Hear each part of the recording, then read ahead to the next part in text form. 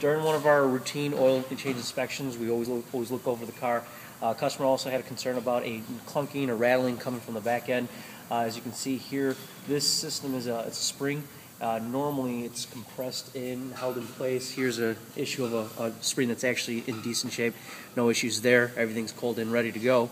When we go back to this one, clear and present, is basically the fact to see how loose this is because that bottom coil cracked. As you can see, it's been a while there and just kind of corroded. This is not secured whatsoever on here. Definitely poses an issue, and this is the stuff that we let customers know what's going on with their vehicles.